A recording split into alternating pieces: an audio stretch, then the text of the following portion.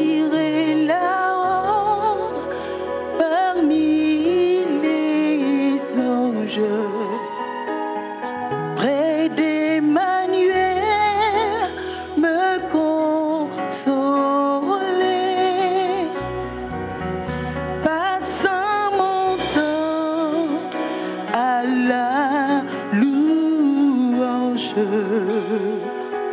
dire à Jésus un grand merci. J'irai là-haut parmi les anges, près d'Emmanuel, me consoler. Passant mon temps à la louange, dire à Jésus un grand merci. J'irai là-haut, parmi les anges, près d'Emmanuel, me consoler. Passant mon temps à la louange, dire à Jésus un grand merci. J'irai là-haut parmi les anges, près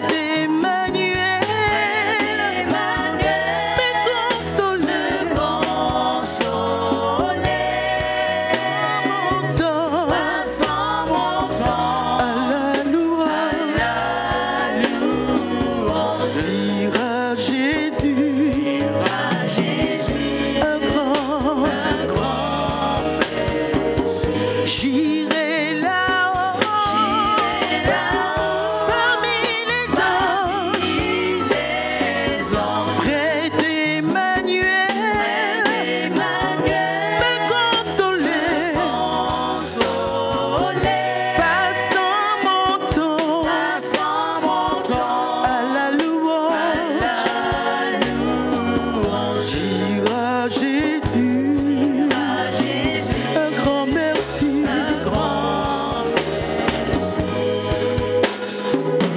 J'irai là-haut parmi les anges, près d'Emmanuel, me consoler. Passant mon temps à la louange, dire à Jésus un grand merci. J'irai là-haut parmi les anges, près d'Emmanuel, me consoler. Passant mon temps à la louange, dire à Jésus un grand merci. Dire à Jésus un grand merci. Dire à Jésus un grand merci. Dire à Jésus un grand merci. Oh, dire à Jésus un grand merci. Merci.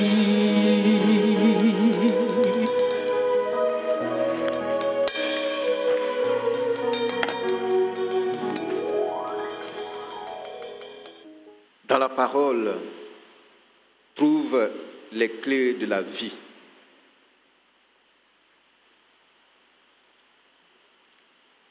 Et c'est notre thème général. de l'année que j'avais présenté en janvier. Et compte tenu de nos différentes bretelles, c'est maintenant que je pense que je pourrais prendre le temps de traiter ce thème, partager là-dessus avec vous.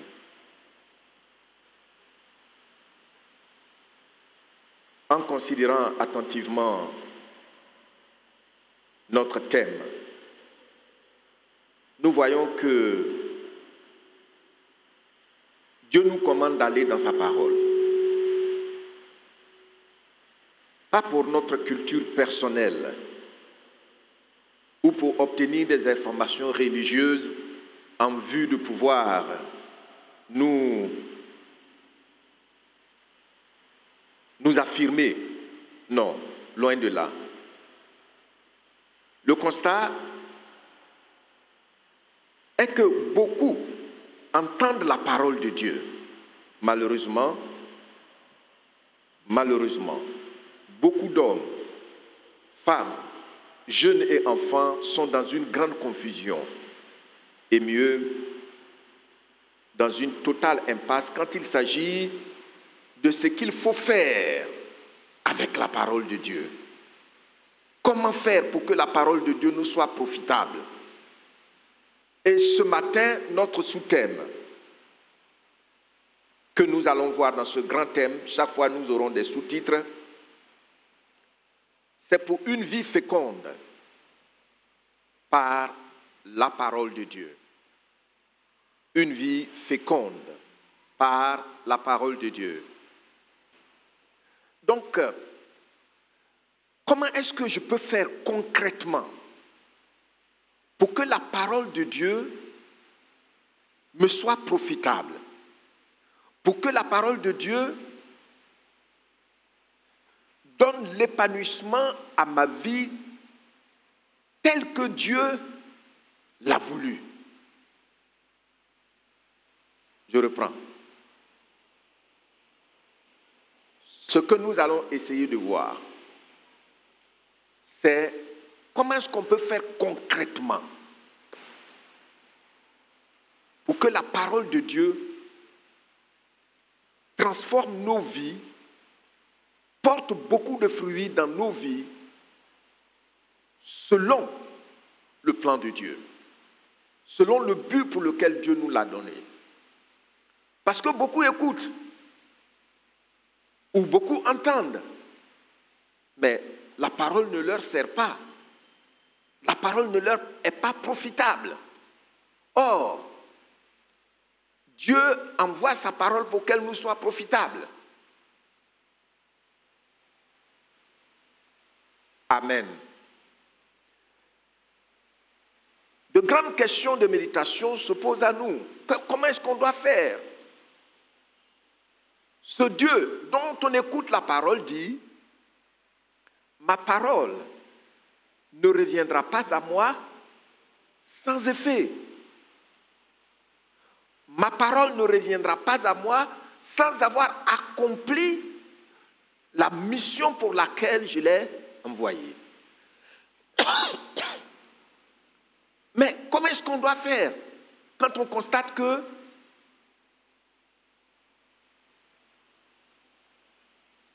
dans beaucoup de vies, cette parole ne fait pas son effet? Quel est le problème? Et vous êtes maintenant habitués à m'entendre parler de beaucoup de techniques.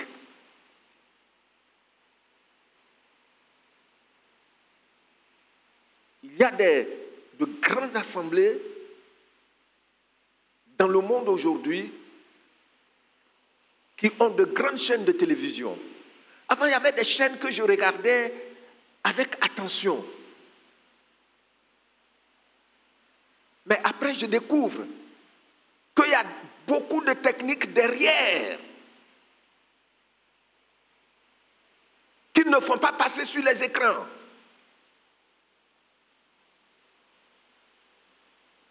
Or, Dieu dit que sa parole est puissante. Il nous l'a envoyé pour que nous soyons ce qu'il veut qu'on soit, pour la gloire de son nom. Comment est-ce qu'on doit faire concrètement? Est-ce que je dois me tenir à la chair prêcher et puis derrière faire des techniques? Si tu veux que telle chose marche en 72 heures, voici ce que tu dois faire.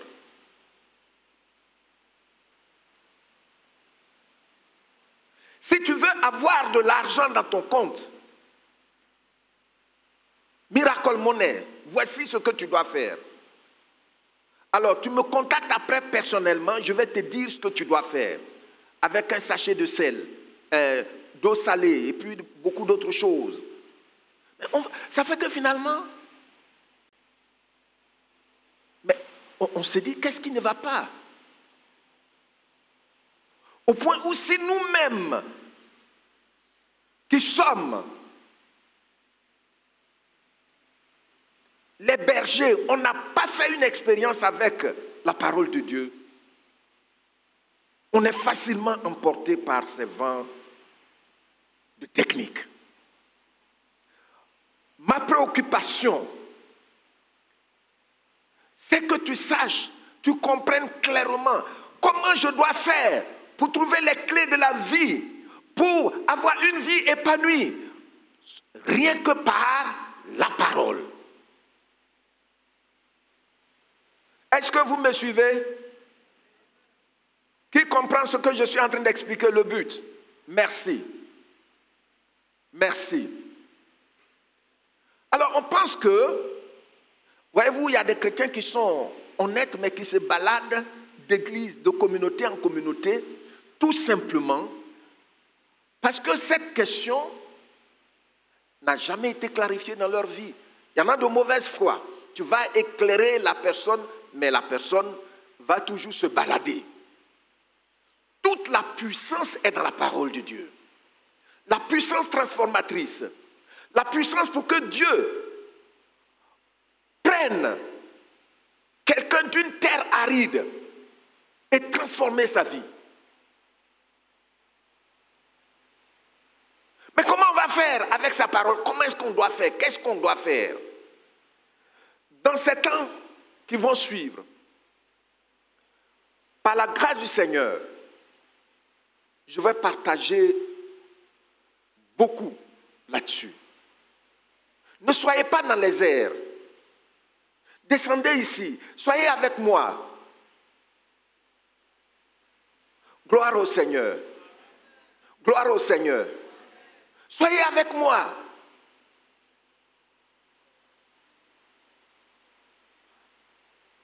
Ne vous baladez pas quelque part dans les airs. Parce que je vais partager concrètement des choses avec vous. La parole de Dieu renferme tout ce dont nous avons besoin. Mais comment on doit faire pour qu'elle nous soit profitable à la gloire du Seigneur? Pour nous chrétiens, nous soutenons que seule la Bible est la parole de Dieu.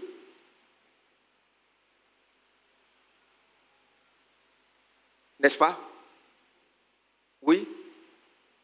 C'est ce que nous soutenons. Voici qu'heureusement, nous avons la parole de Dieu dans nos mains.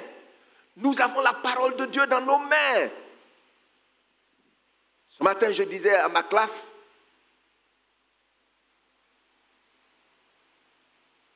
que c'est grâce à la Bible que la machine à imprimer a été inventée. Je vous l'ai déjà dit ici plusieurs fois. Goethe, de son vivant, a dit que dans peu de temps, la parole de Dieu va disparaître. Il se moquait de la Bible. Mais juste après sa mort, c'est là la machine à imprimer a été inventée par un enfant de Dieu pour imprimer la Bible, pour que la Bible soit à la portée de tout habitant de la terre. Et c'est la maison de Goethe qu'il ils ont acheté pour installer la première machine à imprimer à Gutenberg, en Allemagne. Mais pourquoi cette parole n'a pas son effet? Qu'est-ce qu'on doit faire? Est-ce que vous comprenez un peu l'importance de la question que je repose sous plusieurs formes maintenant? Pourquoi est-ce que je dois ajouter quelque chose? Pourquoi je dois faire des techniques, des techniques?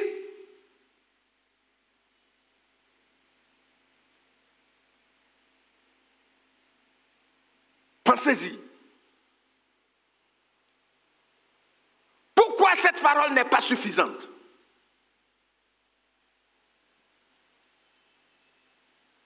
À cause de ça, Dieu a donné la machine à imprimer.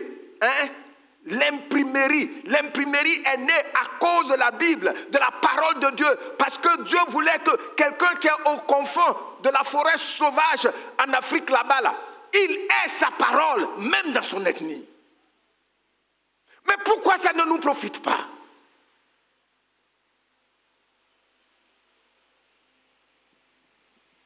Est-ce que tu veux que cette parole te soit profitable selon le plan de Dieu? C'est pour cela, nous allons revenir sur ce qu'on a déjà vu, parce que c'est un fondement pour moi. Et à partir de là, chaque fois, nous allons avancer pas à pas. Il y a trop de techniques aujourd'hui. Il y a trop de techniques.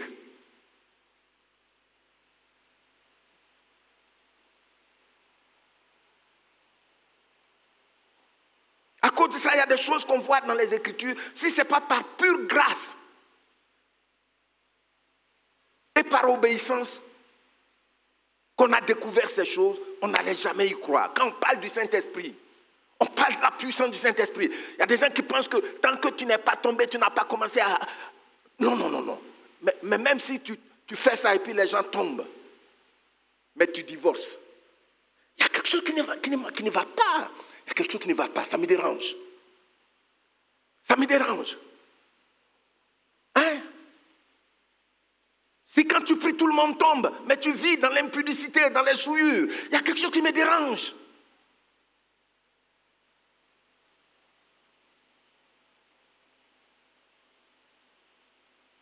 Si tu ne peux pas imposer seulement les mains à quelqu'un de façon simple pour que la personne soit guérie, ou ordonner à un démon qu'il parte, et que pour chasser un démon, il faut des pratiques. Et puis, le prix d'un démon, chasser un seul démon, il faut 50 000 francs. Un démon. Et après, c'est moi qui dis combien de démons j'ai chassé. Mais on va où avec ça? Et les enfants de Dieu sont... Il y a des gens de bonne foi qui sont tourmentés, au point où il y a d'autres qui sont sous des voies crédibles, mais ça ne leur dit rien. Il faut qu'on sorte de cela. Il faut que la parole de Dieu devienne profitable à chaque membre de cette assemblée. Amen. Comment donc cette parole peut nous être profitable? Notre texte de base que nous avions vu et sur lequel nous allons revenir, nous allons voir que Jésus-Christ va poser un diagnostic. Ça veut dire quoi? Le diagnostic. Nous avons des médecins parmi nous. C'est le fait que quelqu'un parte des effets d'une situation. Je vois les effets.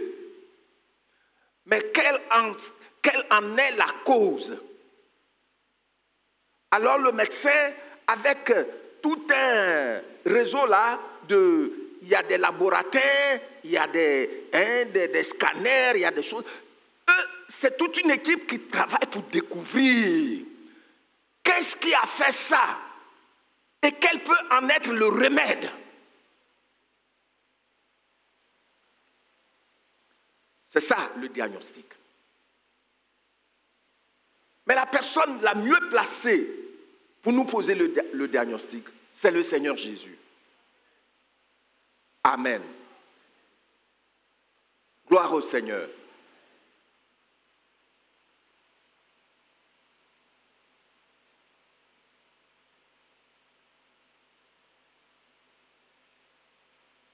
Alors, nous allons donc voir comment remédier à cette situation par le diagnostic de notre Seigneur Jésus-Christ.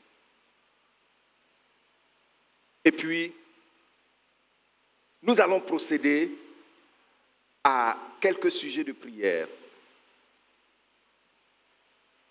pour aborder, par la grâce de Dieu, les différentes étapes au fur et à mesure que nous allons avancer. Pour la préoccupation de ce jour, nous allons lire notre texte de base. Matthieu, chapitre 13, du verset 1 au verset 9.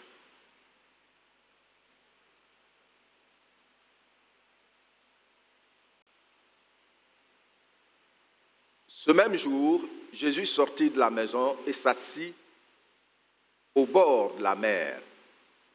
Une grande foule s'étant assemblée auprès de lui, il monta dans une barque et s'assit. Toute la foule se tenait sur le rivage. Il leur parla en parabole sur beaucoup de choses. Et il dit, un semeur sortit pour semer. Comme il semait, une partie de la semence tomba le long du chemin. Une partie de la semence tomba le long du chemin. Les oiseaux vinrent et la mangèrent. Une autre partie tomba dans les endroits pierreux, où elle n'avait pas beaucoup de terre. Elle leva aussitôt, parce qu'elle ne trouva pas un sol profond. Mais quand le soleil parut, elle fut brûlée et sécha, faute de racines. Une autre partie tomba parmi les épines. Les épines montèrent et l'étouffèrent. Une autre partie tomba dans la bonne terre. Elle donna du fruit. Un grain 100, un autre 60, un autre 30. Et tu vas lire cette dernière partie avec moi. Que celui qui a des oreilles pour entendre, entende.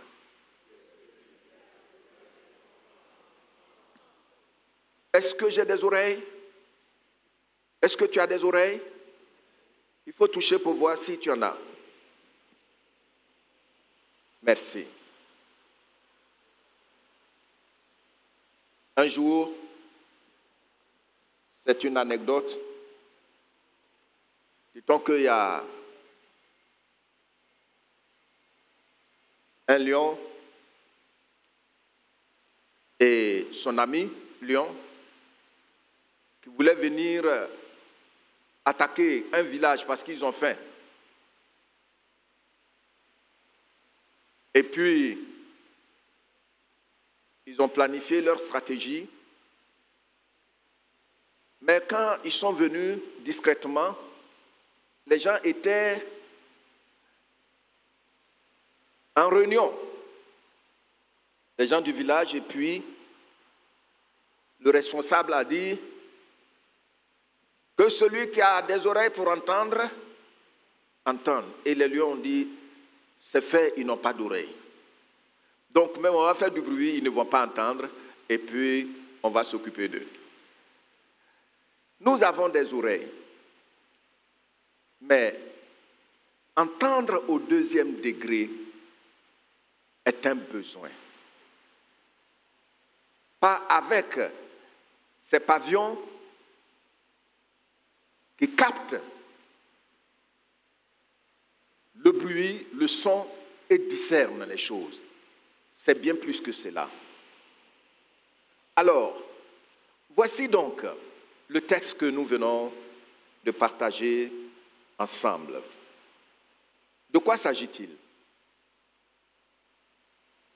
C'est une parabole.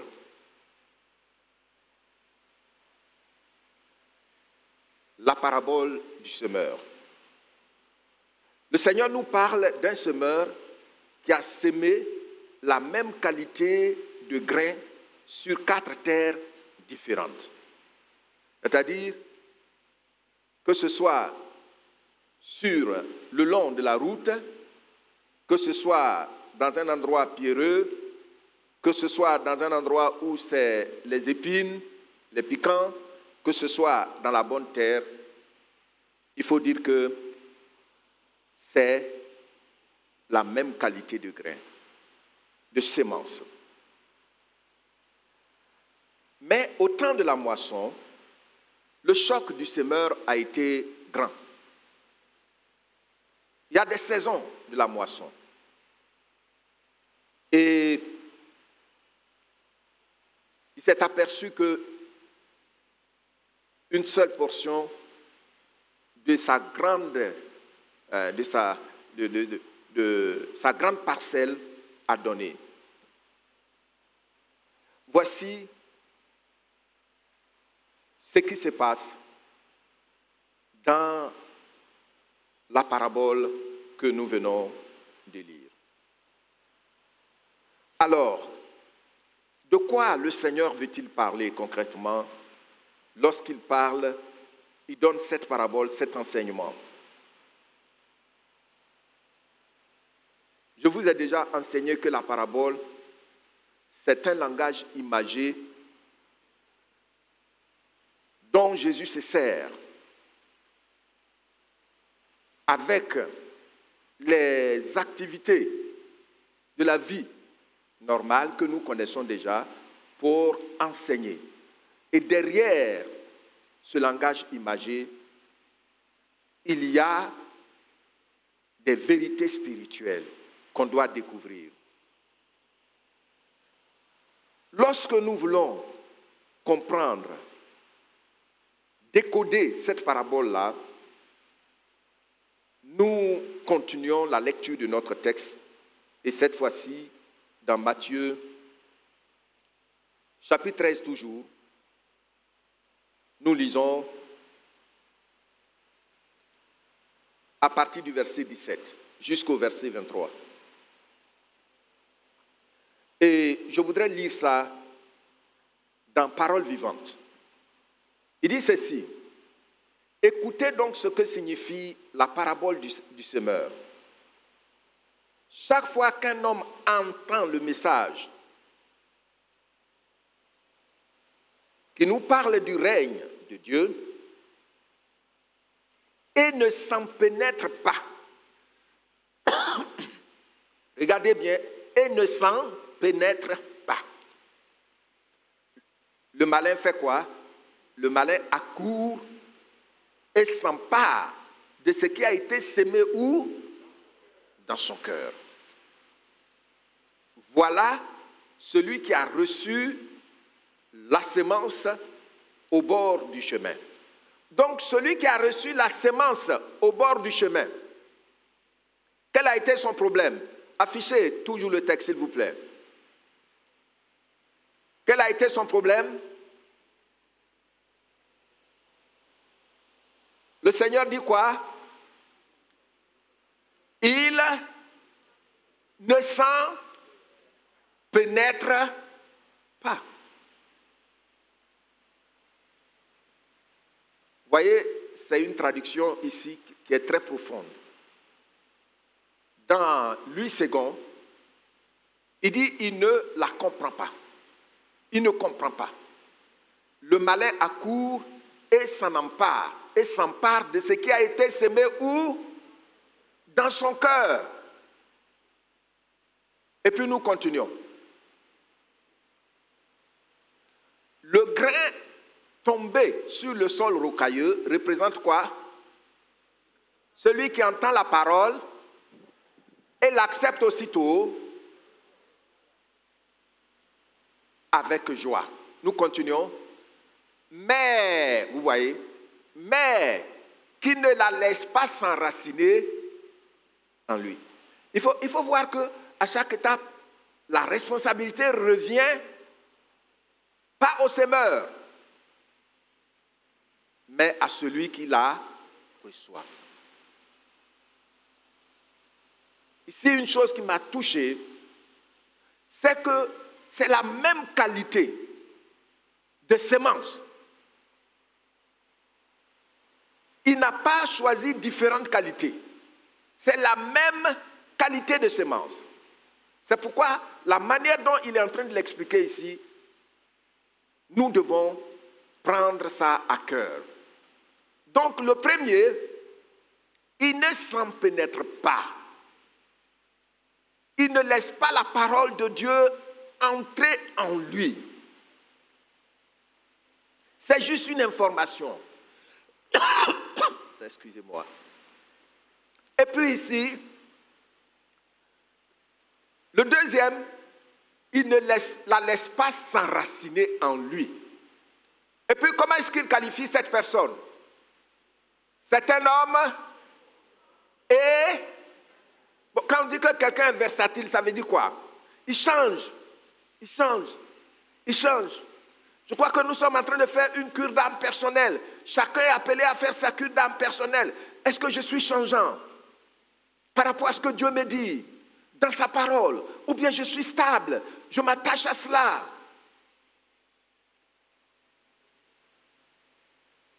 Le texte nous dit qu'il est changeant. Il est changeant, sinon c'est la même sémence. Ce n'est pas la responsabilité, la faute n'incombe pas au semeur. Ici, si tu dis que le semeur là, il n'est pas correct, tu t'es trompé. Si tu dis ici que le semeur là, il n'est pas puissant, parce que les gens ne tombent pas, tu t'es trompé. Le Seigneur dit que ce genre de terre-là, ce deuxième sol-là, c'est parce que la personne ne laisse pas, c'est ta responsabilité, ne laisse pas la parole s'enraciner en elle-même. Et puis il dit, c'est un homme inconstant, et puis versatile, il est changeant, il est caméléon, il arrive ici. La couleur qu'il voit là-bas, c'est ce qu'il prend pour se fondre dans ce milieu-là. Tu vois? Comment est-ce que la parole peut nous être profitable si on ne corrige pas ces faits? N'attends pas que quelqu'un d'autre vienne te dire cela.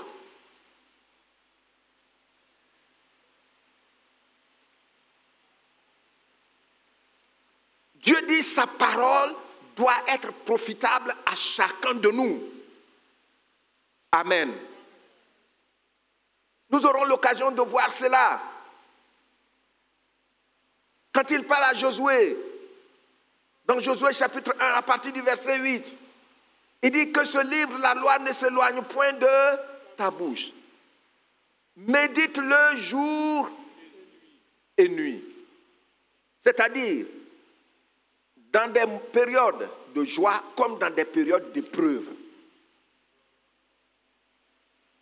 C'est à cause de ça, il n'a pas dit nuit et jour. Il dit jour d'abord. Et puis quand les moments d'épreuve viennent, tu dois continuer. Et puis il continue dans le verset 9, il dit, c'est ta fin, c'est alors que tu réussiras dans quelques-unes de tes entreprises. Tu as vu, non? En anglais, il dit, c'est alors que tu auras du profit dans ce que tu entreprendras. Donc, Dieu a désigné sa parole. Est-ce que c'est ça, design? Qui va m'aider?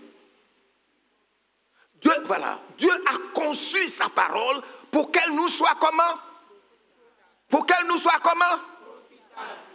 Mais vous voyez déjà, Christ pose le diagnostic là, des deux premiers terrains.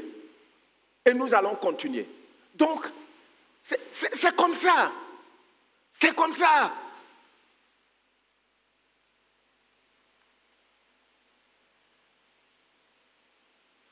Dieu,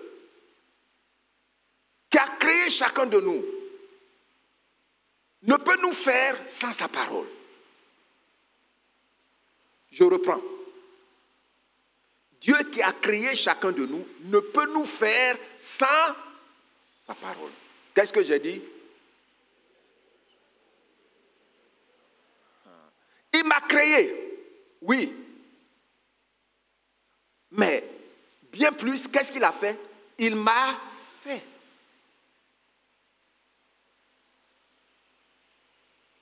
Gloire au Seigneur. Mais sans sa parole, il pourra te faire. Et il nous montre ici déjà que nous avons notre part. Ce n'est pas les techniques, ce n'est pas l'huile à boire, ce n'est pas l'huile à boire. Non, ce n'est pas de l'huile à aller ou bien quelque chose à aller verser dans la mer à 3 heures du matin. Je suis désolé.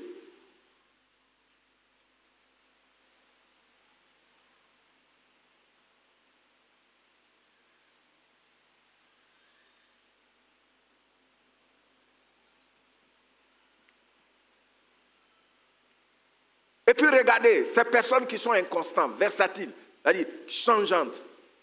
Il dit quoi? Dès que surviennent des difficultés, qu'il faut souffrir ou être persécuté à cause de la parole, qu'est-ce qu'ils font? Qu'est-ce qu'ils font? Est-ce que tout le monde peut lire ça? Ils abandonnent tout. Ils abandonnent tout. Il y a des gens même qui se disent qu'ils sont découragés parce que je ne travaille pas. Maintenant, ils ont eu travail, ils sont découragés parce qu'ils n'ont pas eu de promotion. Maintenant, ils ont eu promotion, ils sont découragés parce que, ça dit toujours, les gens versatiles ont toujours des raisons. Hein? Il y a des gens qui pleurent, qui pleurent, qui pleurent. Même souvent, ils vont te voir, pasteur, est-ce que tu pries pour mon mariage? Tu pries pour mon mariage? Il faut prier pour mon mariage. Hein? Mais souvent, il y a des gens qui te parlent, on dirait que...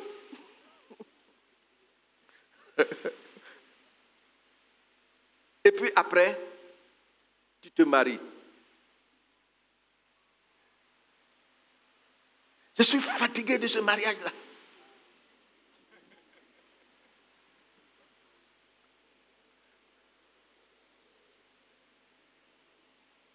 Chaque fois, si tu es inconstant là, parce que ici là, il dit que l'affirmation c'est que dès que surviennent des difficultés, il va survenir toujours des difficultés.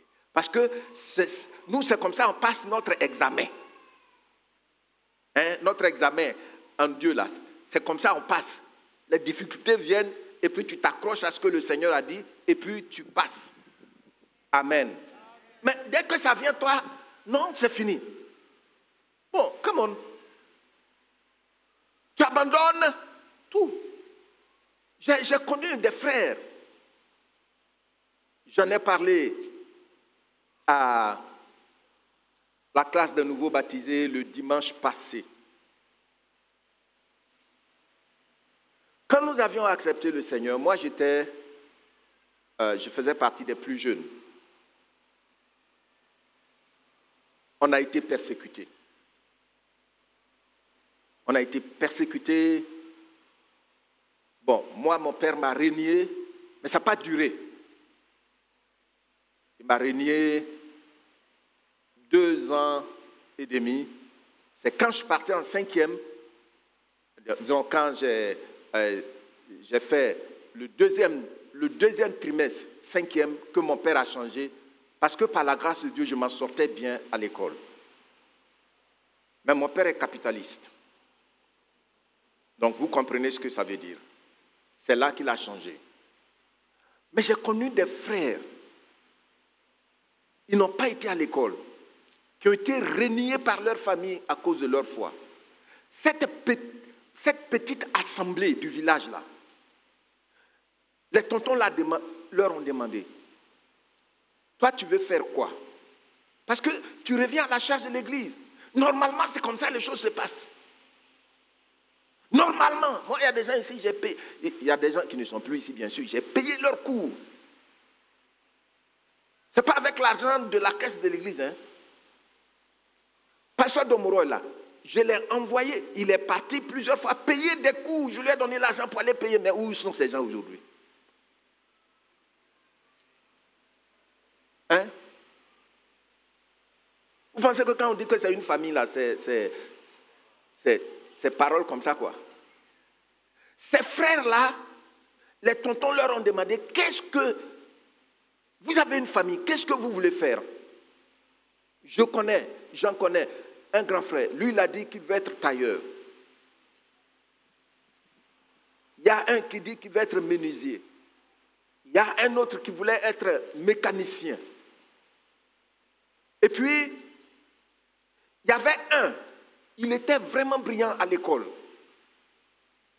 Mais quand il était en terminale, son père est décédé. Et il n'y avait personne pour s'occuper de lui. Regardez cette petite communauté. Les gens ont donné ce qu'il fallait pour aller à l'école à ce frère. Et comme il était brillant, après, il a été cette célèbre école de Oufo-Boigné à Yamoussoukro en son temps.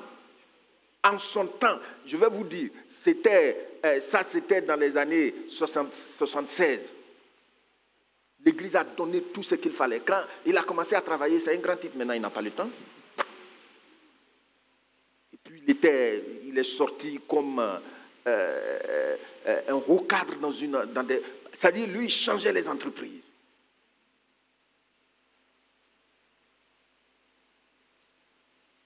Ses frères, je vous dis, ça m'a touché, hein, ça m'a marqué.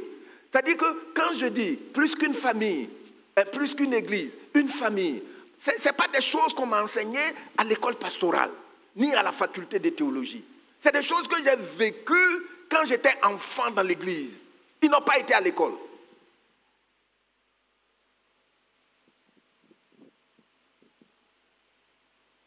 Ils vont prendre tel frère. Ils vont aller chercher, toi tu veux faire menuisier, non? Ils vont aller chercher quelqu'un en ville qui fait menuisier. Et puis l'église paye. Je connais une maman, elle n'est pas de notre village. Quand on l'a persécutée, l'église a cherché quelqu'un en ville, un chrétien, pour l'emmener en ville, pour qu'elle soit servante. Alors tu vois les gens, on me persécute. Je suis pas... Souvent les gens font, c'est à cause de ça, souvent je ne veux plus parler là. Parce que vous vous moquez de votre propre décision. Il se décourage. Et puis il abandonne tout. Ce frère qui a fait la mécanique, après, son grand frère l'a récupéré. Il a acheté une voiture pour lui, pour transport. Il n'est plus chrétien. Ah oui, come on. Et notre frère qui était sérieux, lui, il a fait tailleur, couture. Mais lui, c'est fini. C'est fini. J'ai été au village.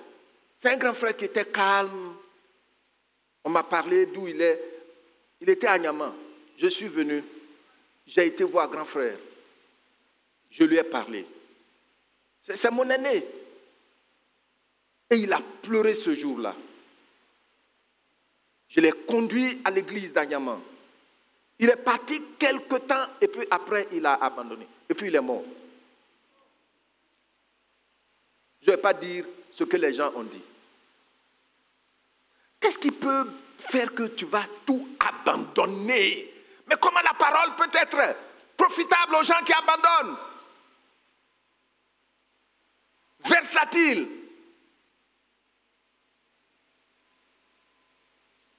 Comment est-ce que la parole peut nous être profitable? Le Seigneur Jésus est en train de poser le diagnostic.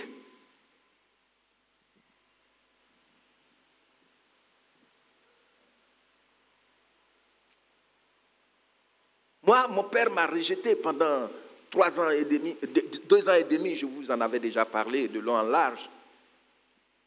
Parce que j'ai refusé de prendre les gris-gris. Et mon père est un homme d'autorité. Il a trouvé que je l'ai humilié. C'est à cause de ça qu'il m'a abandonné. Il m'a renié d'ailleurs. Mais après, je me suis accroché au Seigneur.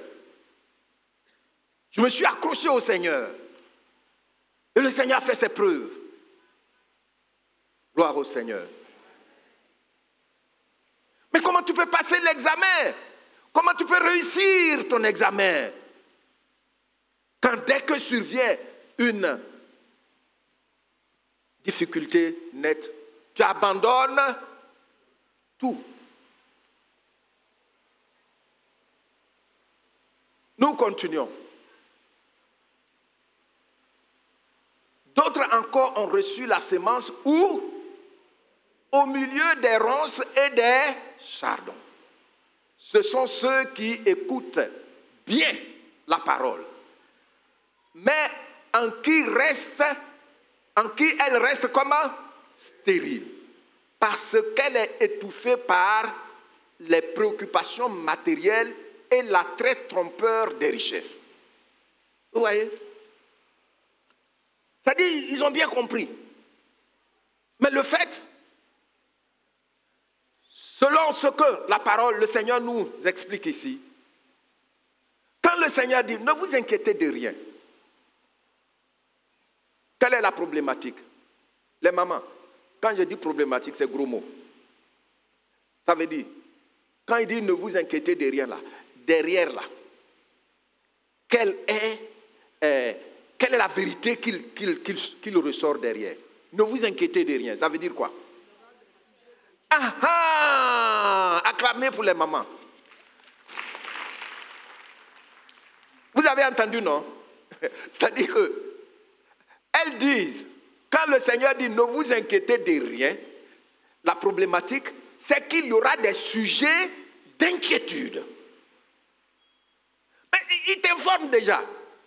Donc il y aura des sujets d'inquiétude, mais il ne faut pas t'inquiéter. Je suis au contrôle. Amen. Amen.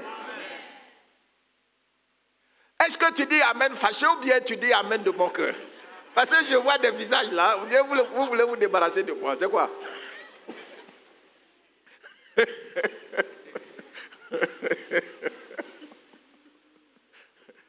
Vous voyez? Donc, c'est-à-dire qu'une chose qui me touche, c'est-à-dire chaque fois que j'avance dans ma foi avec le Seigneur, où je découvre des choses à son sujet, il ne ment jamais. C'est quelqu'un qui ne ment jamais. Ça me touche. Il ne va pas te flatter. Il ne va pas te flatter. Tu vas aller en Europe et puis tu vas te marier à un blanc. Tu vas te marier à une artiste sénégalaise.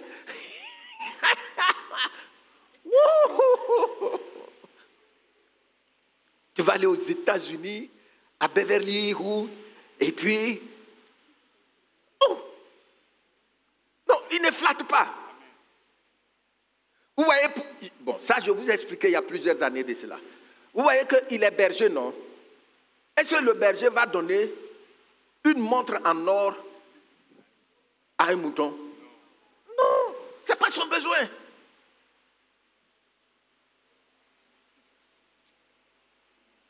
Si vous voyez les pâturages modernes,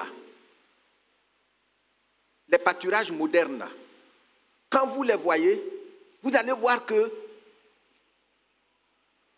souvent, le propriétaire de la ferme, là, il sait que le besoin du mouton, c'est l'eau.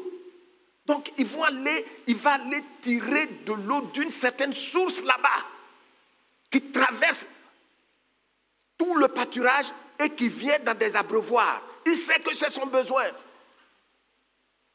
Vous allez voir qu'ils ont des magasins comme ce temple. C'est du foin, ça il met dedans. Quand il y a la période de la sécheresse, c'est ça, il donne. Il connaît le besoin. C'est pourquoi notre Dieu est berger. Il connaît ton besoin. Il connaît tes besoins. Come on. Amen. Hein? Donc quand il dit ne t'inquiète de rien, c'est parce qu'il peut avoir des sujets d'inquiétude. Il va en avoir d'ailleurs. Mais il dit non, il ne faut pas t'inquiéter. Et puis qu'est-ce qu'il continue de dire? Mais en toute chose, il faut garder ça pour toi seul. Il ne faut pas venir me déranger avec. C'est ça, non? Qu'est-ce qu'il dit? Viens me faire connaître tes besoins. Oh! Tu sais, je vais vous dire quelque chose que je vais répéter souvent. La Bible est un livre de vision. La Bible est un livre de vision. Si tu dis que tu as médité et puis tu n'as pas eu de vision, non, c'est que tu n'as pas encore lu la Bible.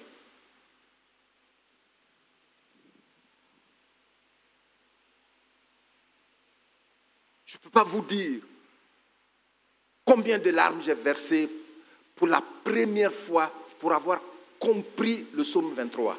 Et j'ai trouvé que c'était le résumé de la vie, d'une relation avec Dieu. J'ai trouvé que c'est le résumé.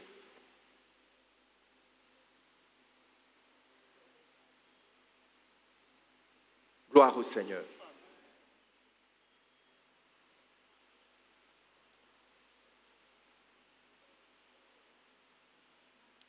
Nous continuons.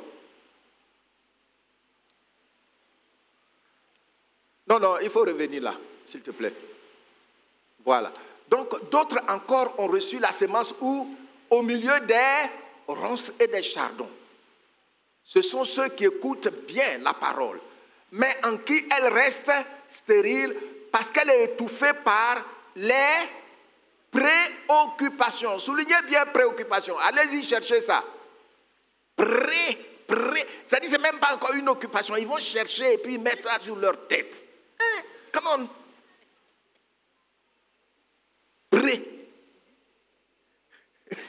Dis avec moi,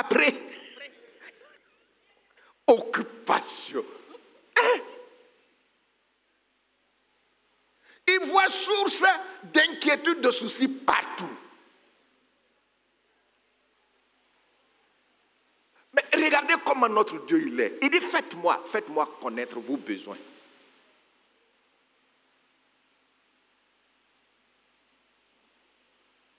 Il y a avec le Seigneur le besoin et il y a l'agréable. Le besoin est là.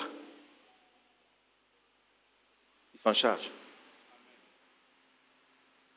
Amen. Qui me suit? Tu es fatigué? Si tu es fatigué, j'arrête.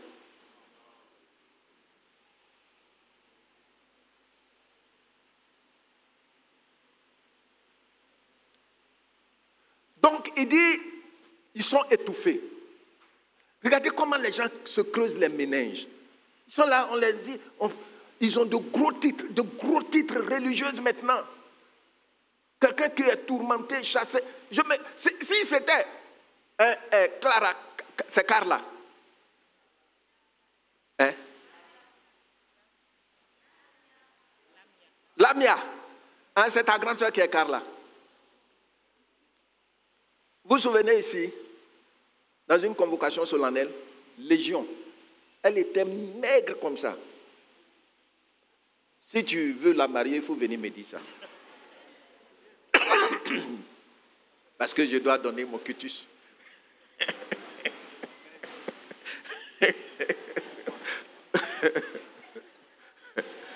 Oui, il y a des gens qui viennent, la petite blanche là, vraiment, elle m'intéresse.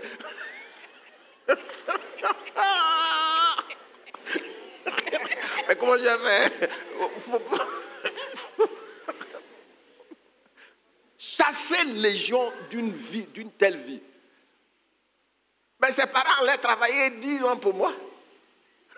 Si vous prenez 50 000 francs par démon. Les gens se creusent les méninges. Parce qu'ils veulent être riches. Et puis, ce qui se passe, après, ils sont étouffés. Comment pour prendre la Sainte Seine? Ils ont une Sainte Seine spéciale. Et ça, j'ai vu ça sur la chaîne de celui-là. Ici, à Abidjan. Et, oui. Cette Sainte Seine-là, pour prendre ça, tu payes un certain montant. Maintenant, vous voyez dire, il y en a qui savent ça. Puisque c'est à la télévision, moi j'ai vu ça. Sur leur chaîne. Parce que quand tu prends ça, cette Sainte Seine spéciale-là, en 72 heures, ton problème est réglé.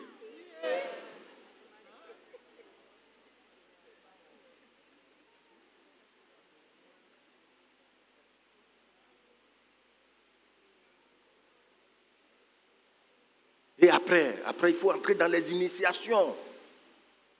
Parce que tu as un certain standing qu'il faut maintenir. Hein?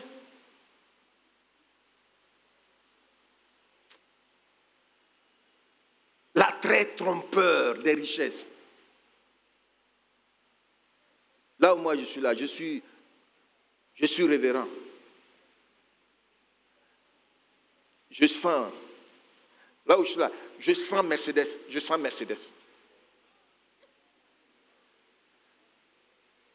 Si vous ne donnez pas l'argent pour la Mercedes là aujourd'hui, vous n'allez pas quitter ici. On est ici. Hey, ministère d'accueil.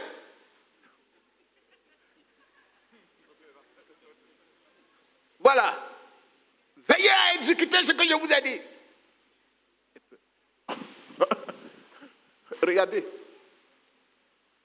Regardez.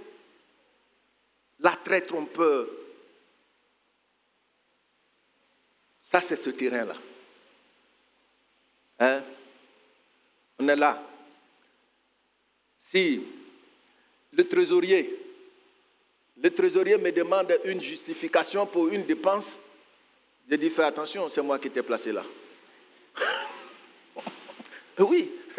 Le président, il nomme le ministre des Finances. Tu ne peux pas lui dire pourquoi il te demande. Hier nuit, tu m'as demandé de t'envoyer un sac d'argent. Aujourd'hui encore, dans cacao. Je dis pas sac dans ma lettre, un sac de cacao.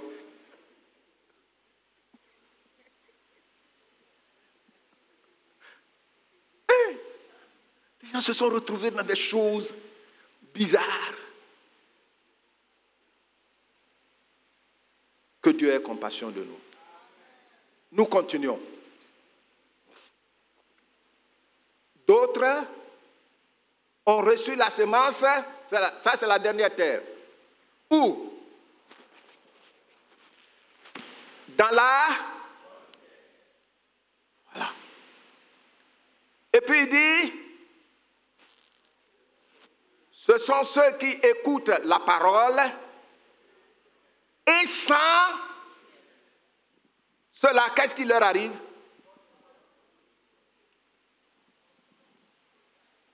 Que chacun de nous, dans ce thème-là, je vais aller tout doucement parce qu'il y a des choses que je vais vous montrer. Tu sais, je vous dis souvent que moi,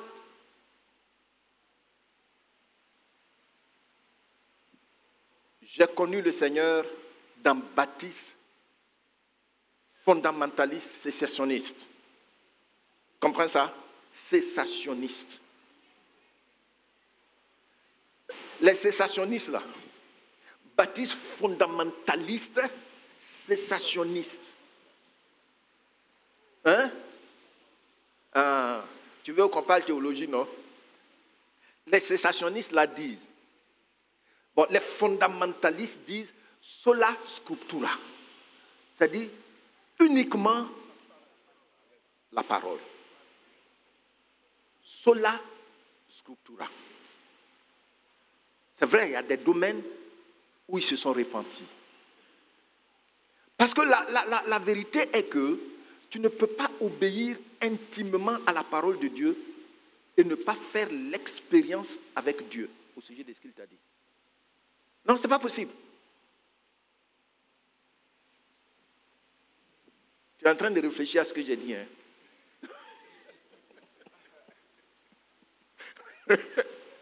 J'ai dit, tu ne peux pas obéir à ce que Dieu t'a dit pendant que tu as le pouvoir de désobéir, de faire ce que tu veux.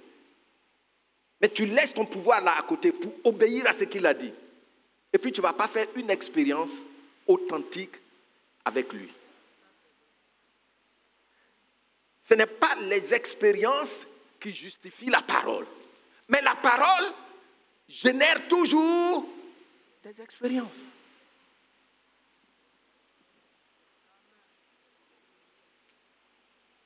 C'est là ce que beaucoup de sola scriptura comme moi, j'ai découvert. Je n'ai pas été sous un pasteur qui prie pour les malades de façon systématique comme je le fais ici, ou bien qui chasse les démons, non. Parce que pour nous, les guérisons, les baptistes fondamentalistes, là, il y a les cessationnistes. Là, la branche la plus dure, là, c'est ça. C'est là que je suis. Mais c'est des gens qui s'aimaient. Hein? Ils ne jouaient pas avec le péché.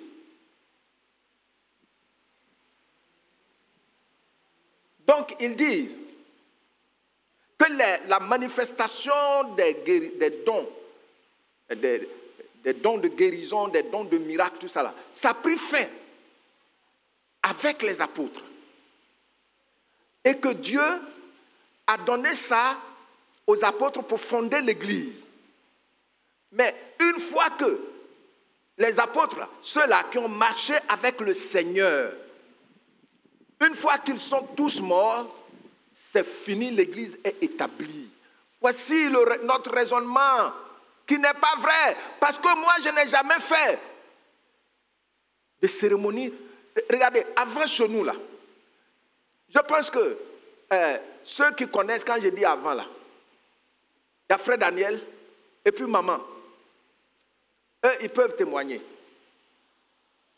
Quand tu as connu le Seigneur, tu as eu l'assurance de ton salut, là, tu es là.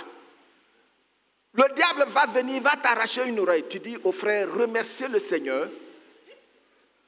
Si, sans lui, le diable m'aurait arraché les deux oreilles. Et puis tu es assis. Et puis on remercie le Seigneur. Tu vois, c'est comme ça. Tu ne vas pas sortir pour aller ailleurs.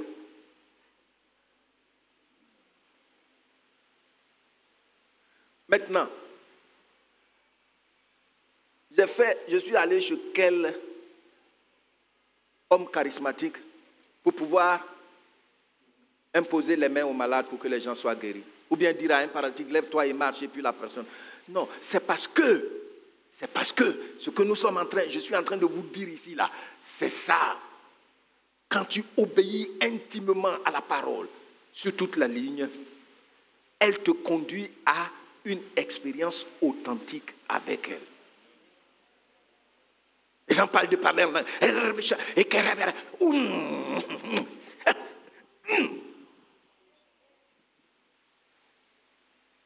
Distraire les gens. Au point où nous, les cessationnistes, là, on a jeté le bébé avec l'eau.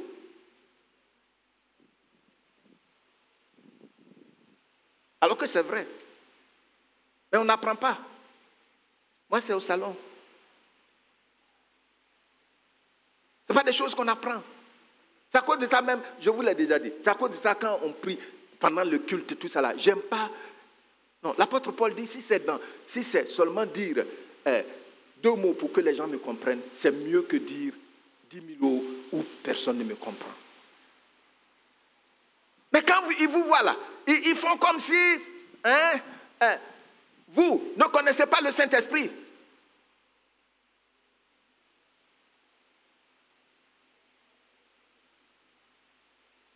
Donc ici, le Seigneur dit, la bonne terre là, voici son secret.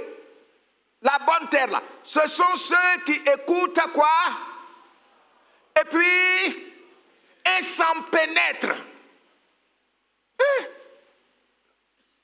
Ils n'oublient pas cette parole. Ils s'en pénètrent. Amen. Oh, ça, il faut laisser ça. Ça, c'est à l'église là-bas, on dit ça. Ici, c'est ici. Non. Non. Je me souviens, je vous ai déjà donné ce témoignage ici, il y a plusieurs années de cela. Quand je n'avais pas été orienté en 1986, parce qu'au lycée, je faisais partie du club d'anglais. Et j'ai des aînés qui ont dirigé. En tout cas, on était nombreux. On avait les grands frères là, qui se sont succédés. Et puis, après, c'était moi qui ai pris la direction du club qui réunissait les 4 établissements de la ville.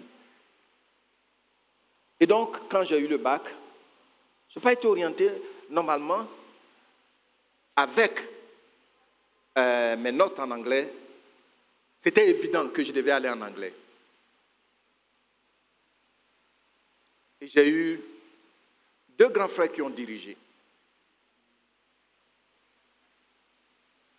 Et puis, il y a un qui a essayé de me convaincre. Il était en droit. Il était en maîtrise. Il m'a dit, j'ai une chambre. Là, je suis allé chez lui. Inscris-toi.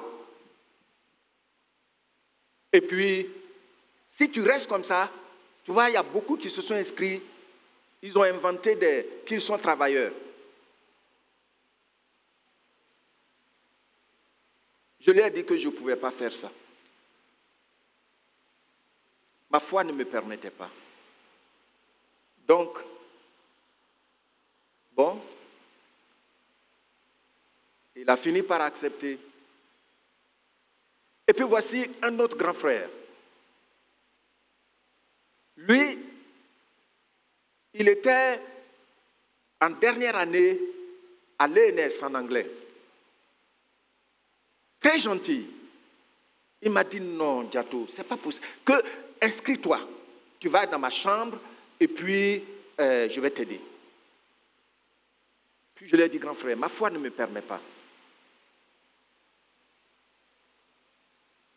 Et puis, lui aussi, il a arrêté. En 87, je suis assis là, je me suis creusé les méninges, j'ai dit, ben dis donc, on dirait que ces gens-là n'ont pas tort, hein.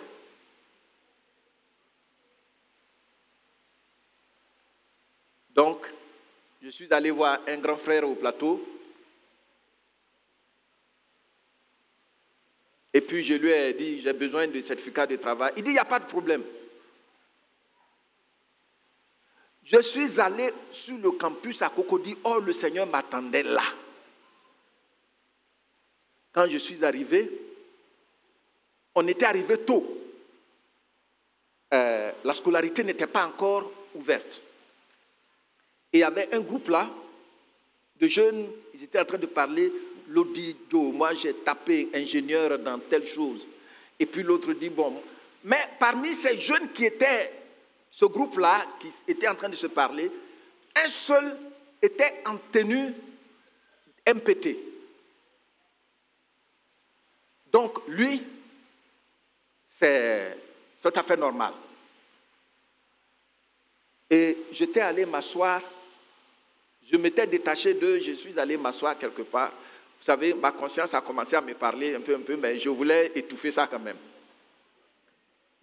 Et puis, un moment, voici quelqu'un qui s'est détaché du groupe. Il est venu. Il dit, mon frère, bonjour. Comment ça va? J'ai dit oui. Il dit, tu entends ce que les gens sont en train de dire là? Ils ont falsifié les papiers. Tu enfant de Dieu, non? J'ai dit oui. Il dit, mais le Seigneur a un plan. Pour nous, nous, on ne fait pas des choses comme ça. Alors, vous savez, quand on parle du Seigneur, là, il y a des gens, ils sont trop religieux. Ils n'ont pas eu une touche pratique avec lui. Il dit, mais tu sais que le Seigneur a un plan pour nous, non? J'ai dit oui. Il dit, moi, je fais contrat quelque part. Et puis, je suis venu. Il y a des gens qui m'ont dit que non, ça, c'est pas bon papier, ils ne vont pas prendre. Mais c'est ce que je fais. S'ils ne prennent pas, le Seigneur va. Tu as compris, non? J'ai dit oui.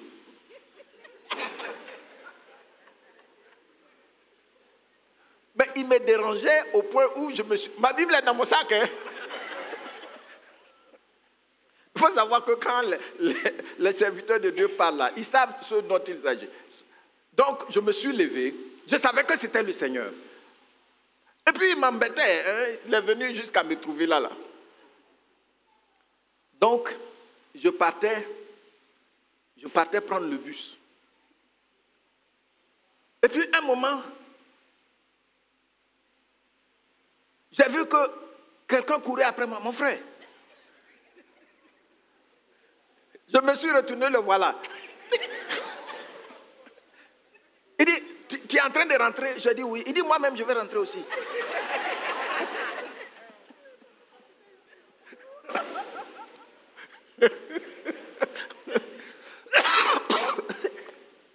Bon, d'accord.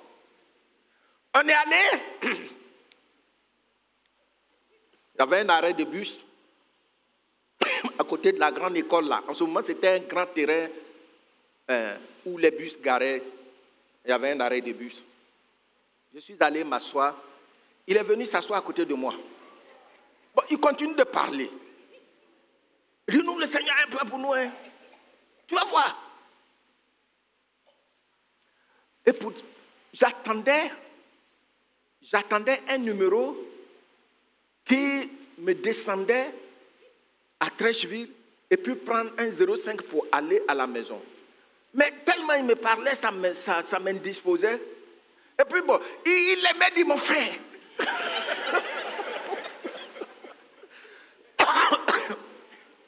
Il est sûr que je suis son frère. Tu ne m'as pas vu dans l'église. Mais il est sûr que je suis son frère. Donc, qu'est-ce qui se passe? J'ai vu un 74 qui venait. 74 là, ça partait à Marcory. Et puis j'ai dit, bon, je vais prendre ce bus là. Il dit, c'est quel numéro? J'ai dit 114. Il dit, ça m'arrange.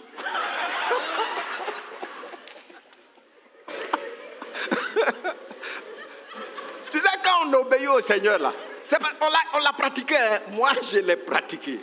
Je sais que beaucoup d'entre vous l'ont pratiqué. Il dit, ça m'arrange, mon frère. On entre dans le bus, c'est presque vide. Tu sais, ça venait de l'école de police là. Je vais m'asseoir. Il dit, je vais m'asseoir à côté de toi.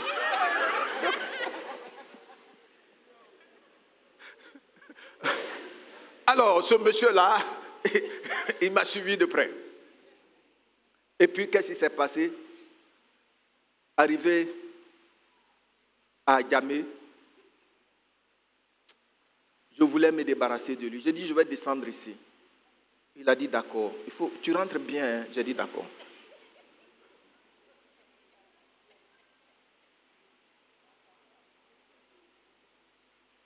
Mais bien aimé. Alors, j'ai compris que j'appartiens à Jésus-Christ, on ne joue pas avec lui.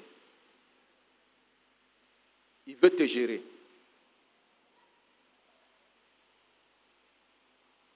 C'est plus tard, quand j'ai servi en tant que pasteur 2 ans après, je me suis inscrit à l'université avec certificat pastoral. C'est avec ça que je me suis inscrit. On m'a donné même 2. L'église de Cocody m'a donné attestation de travail pasteur Et puis l'union m'a donné.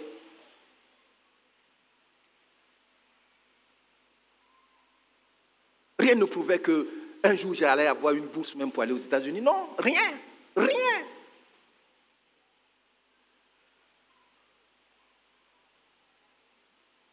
Tout ce parcours, rien. Qui te dit qu'il ne peut pas gérer ta vie? Et celui qui te parle là, il a expérimenté ça. On aime faire trop de détours, trop de détours, trop de détours. On a des justifications. Même quelqu'un ne vient pas au culte, tu vas le voir. Je ne t'ai pas vu hier, donc je suis passé te saluer. Non, je suis un peu découragé là. Hein?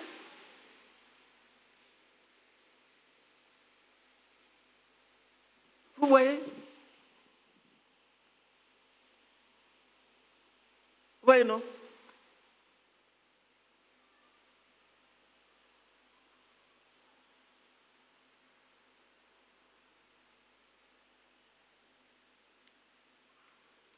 Ce sont ceux qui écoutent la parole et qui s'en pénètrent. On aura l'occasion, dans la suite des temps, de voir profondément ce que ça veut dire. Laisse la parole entrer en toi. Sache que c'est vrai. Amen. Amen.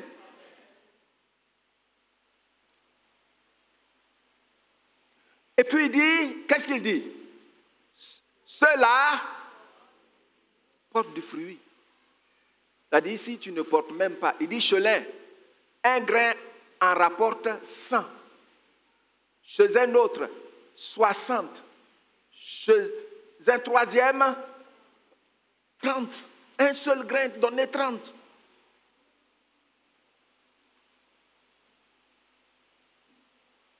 Comment profiter donc de cette parole qui ne revient pas, qui ne retourne pas au Seigneur sans effet?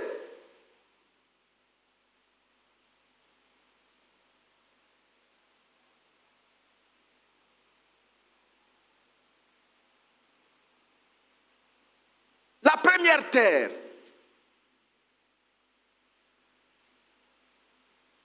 les oiseaux sont venus manger. On ne considère pas la parole, on ne respecte pas la parole. Mais le diable sait de quoi il s'agit. C'est à cause de ça beaucoup oublient. Parce qu'il sait que si tu laisses la parole pénétrer en toi, elle te sera profitable. Amen. Regardez, la première fois je prends avion. La première fois je prends avion, je partais à l'école pastorale. Quand mon pasteur me parlait, et puis j'ai accepté, en l'espace d'un mois, on m'a donné bourse plus billet d'avion. Et puis je suis allé à l'école au Togo. Vraiment, c'était bon. Vous m'accordez un peu de temps, non? Nous sommes en train de causer. Alors, j'ai jamais pris avion. C'était Air Afrique. Jésus me fait monter dans l'avion. Et puis, j'étais assis à côté de mon professeur d'histoire. C'est un Américain. Et quand on a décollé un peu de temps, ils ont commencé à servir les repas. Un repas, jus et tout ça. Et puis je me suis excusé poliment. Oh, ça faisait partie du billet. Hein? Je n'ai pas mangé. Mon professeur m'a demandé, mais Gato, tu manges rien? J'ai dit non, que ça va. Parce que je pensais que on payait ça. Et puis, on arrive au Togo. Mais sur notre campus là, les célibataires, eux, ils habitent sur les immeubles. Bâtiments, immeubles. C'est les mariés qui sont dans les villas. Donc, nous, on était dans le dortoir. Paquebot. Et puis, il y avait un grand frère là. Il est marié, mais lui n'était pas allé avec sa femme. Donc, j'ai vu, mais il lisait, il avait tous les journaux, Figaro. Il donnait Figaro, il donnait les journaux français là. Et puis il était dans son lit, il lisait. Et puis j'ai dit, hé, grand frère, donc tu as l'argent, hein? Tu as acheté tous ces journaux là dans l'avion là. Il dit, non, ça fait partie de notre manger là. Tu sais, manger là, notre billet là. C'est que les journaux là aussi font partie. J'ai dit, waouh!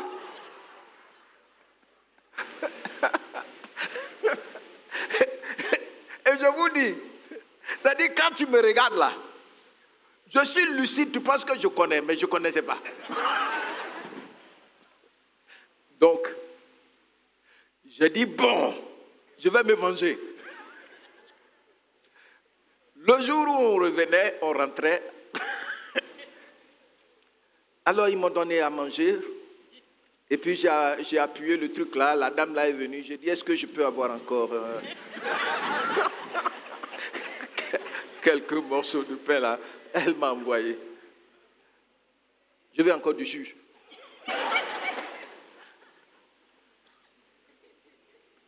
Maintenant, tous les journaux là, j'ai pris ça. Il y avait Balafon, même un truc de mode, de quoi, tout ça là, je ne sais même pas ce que c'est, j'ai tout pris. Et puis, derrière le siège là, il y a une ardoise. Ils mettent les instructions là, les instructions. Hein, quand il y a quelque chose, il faut prendre, voilà, et puis il faut faire gilet, ça va, et puis j'ai lu jusqu'à, j'ai soufflé un peu, j'ai trouvé que c'est bon. Donc, j'étais descendu avec ça, et puis je me soufflais.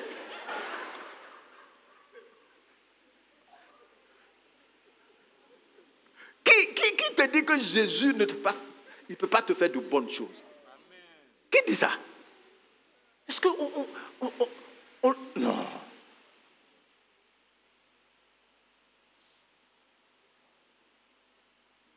Voyez-vous? Mais si j'avais fait comme ça pour m'inscrire à l'université, tu penses qu'il va te donner un billet d'avion? Hein? Oh. Et souvent, les gens se fatiguent. Les gens se fatiguent. Ils ne permettent pas que la parole leur soit profitable. Hein? Il faut que la parole te soit profitable.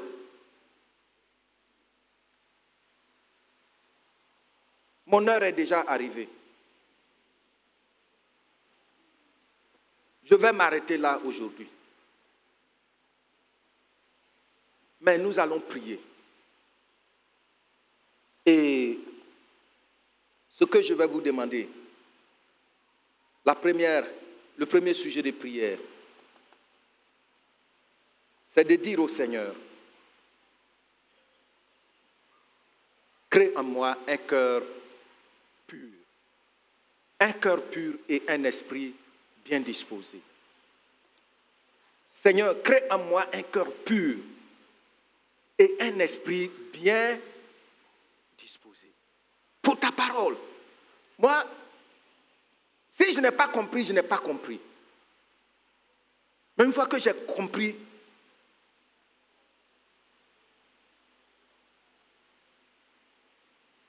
j'obéis. Gloire au Seigneur. Gloire au Seigneur.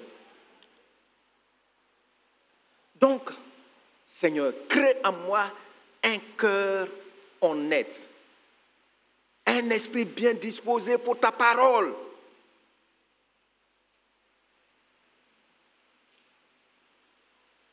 Et puis, deuxième sujet.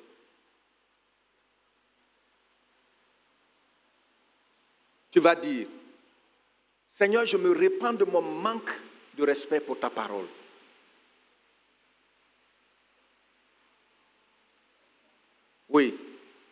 Je me répands de mon manque de respect pour ta parole. À partir de maintenant, je prends la décision de cultiver un profond respect pour ta parole. Je vous dis que beaucoup d'enfants de Dieu n'ont pas de respect pour la parole. N'ont pas de respect pour la parole. Aucun respect.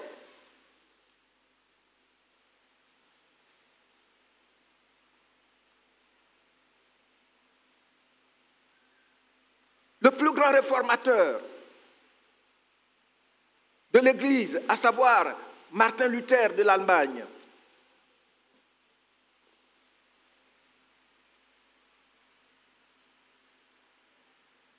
Rome a cherché à l'éliminer. Après qu'il ait affiché ses 95 thèses. Et puis c'est devenu, il n'avait pas prévu ça, c'est devenu une affaire politique maintenant. Tous les rois là ont pris les 95 thèses. C'est là qu'ils commencent à découvrir ce qui est dans la Bible.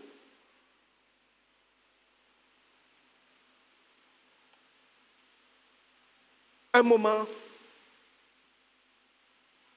quand ils cherchaient à l'éliminer, les gens lui ont dit, pour que tu sois tranquille là, il faut renoncer à cette affaire de Bible là. Hein? Tu renonces et puis tu es tranquille.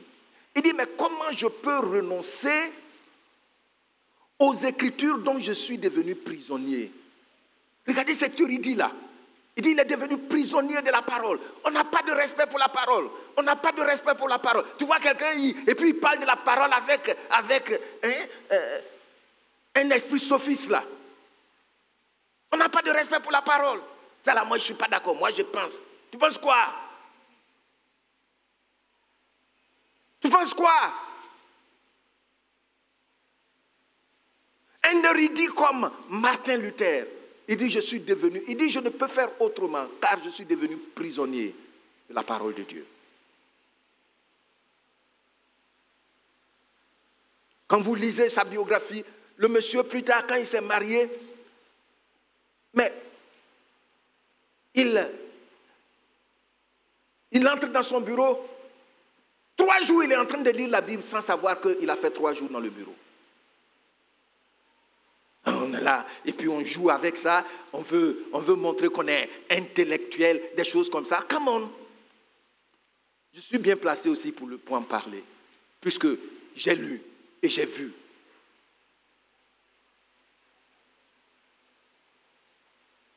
Et donc la parole n'a pas de profit. Je viens, je dors. Je pense que je vais faire, maintenant comme on fait dans une église, je vais taire le nom,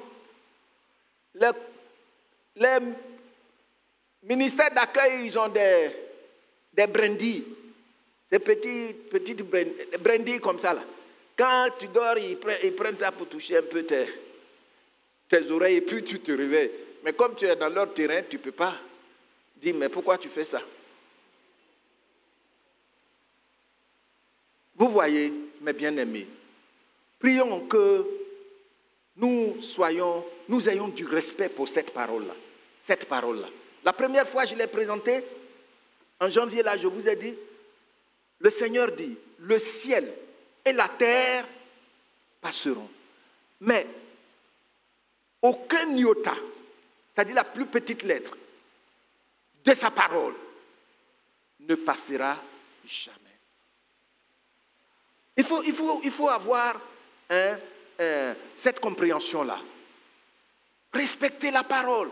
On n'a pas de respect pour la parole. On fait ce qu'on veut. Et la parole ne nous est pas profitable. Et pourtant, imaginez-vous.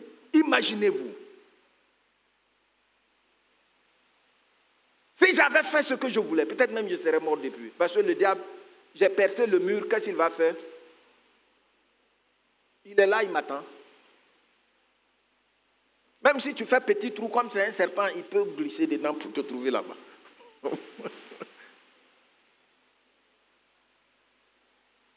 Et souvent, quand je regarde dans ma vie, c'est tellement un miracle. Tout est miracle. Tout est miracle.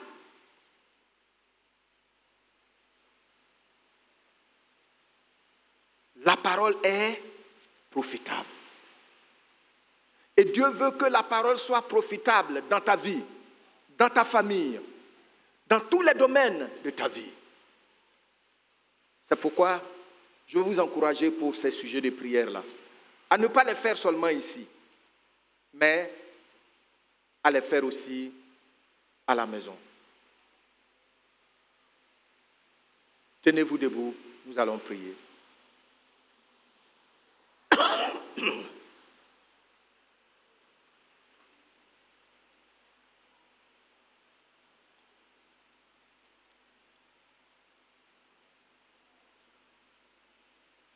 Ô Dieu, crée en moi un cœur pur.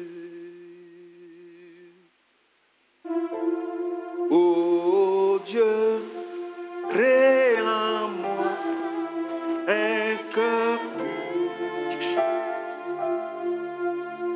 Renouvelle en moi un esprit bien disposé. Ô Dieu, crée en moi un cœur pur.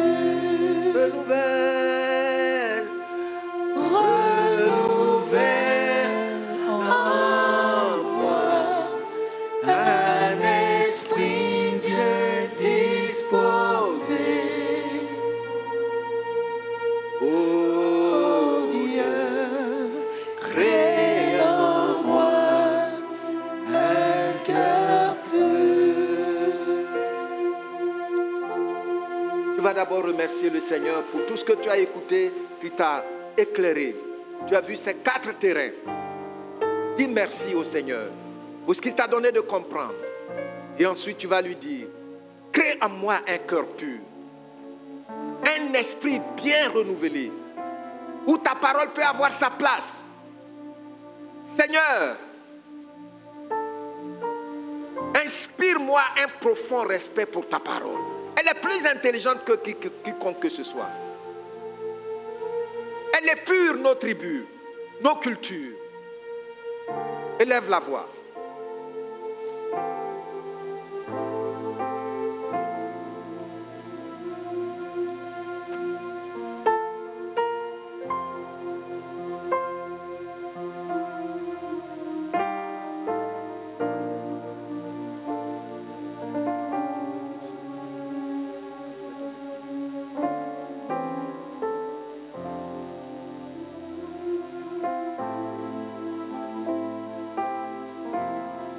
Dieu a envoyé sa parole, elle est profitable dans tous les sens. C'est pourquoi ces 2 sujets, prie avec ferveur. Je n'ai pas de technique, j'ai pas de technique à faire pour toi.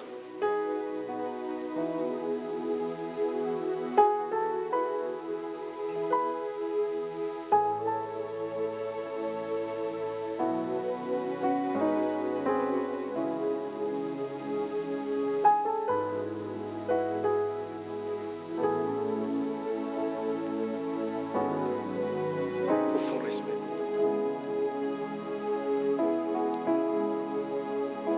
Et l'esprit bien disposé.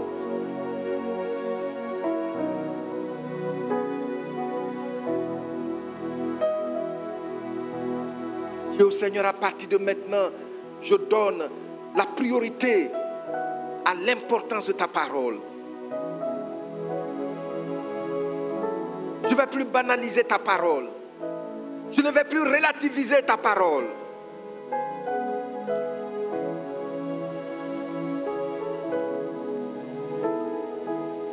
Ta parole est la vérité.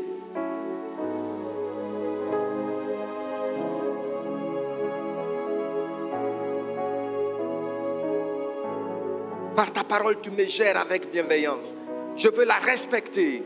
S'il te plaît, continue de prier avec ferveur pour toi-même, pour ta famille et pour notre assemblée.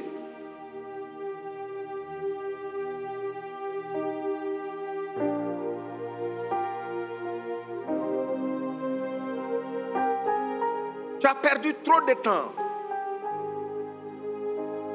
en étant négligent envers la parole, en relativisant la parole, en prenant la parole à la légère. Tu as beaucoup perdu.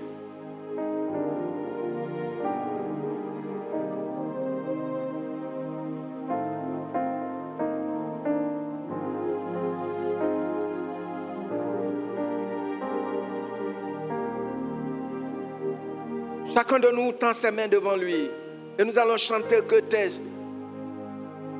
sources d'eau vive, que tes vives eaux inondent mon âme. Que tes vives C'est une prière. eaux, Que tes vives eaux inondent mon âme, que le Saint-Esprit que ton Saint-Esprit vienne et prenne le contrôle de chaque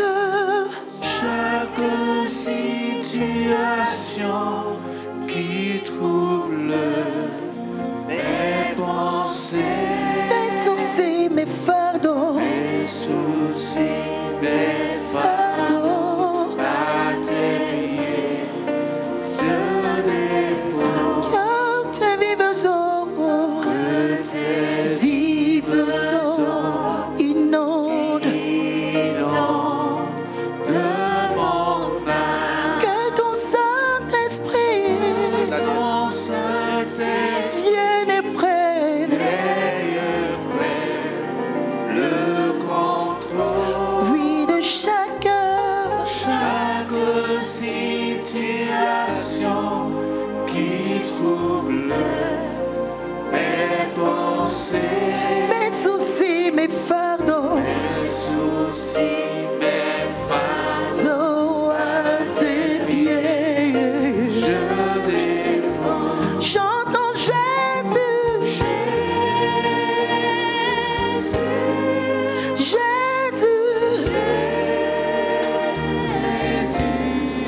Jésus.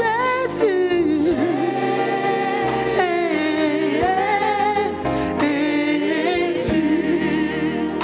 Appelons le Père.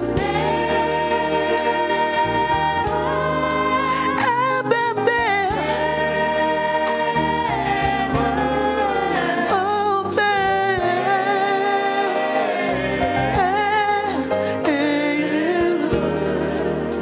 Il est présent, il t'entend ce soir.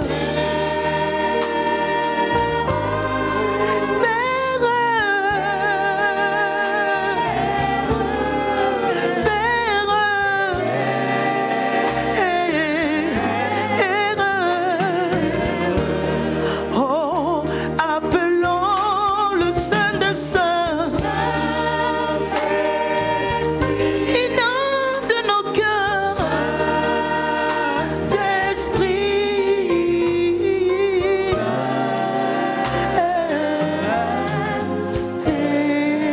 d'esprit.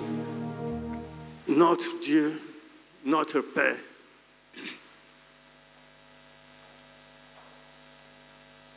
Seigneur, tu nous as parlé. Et Seigneur, tu nous parles encore et encore parce que Seigneur, tu veux que nous ayons la clé qui change la vie.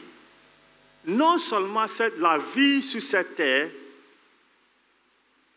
mais la vie éternelle. Seigneur, tu nous dis que ta parole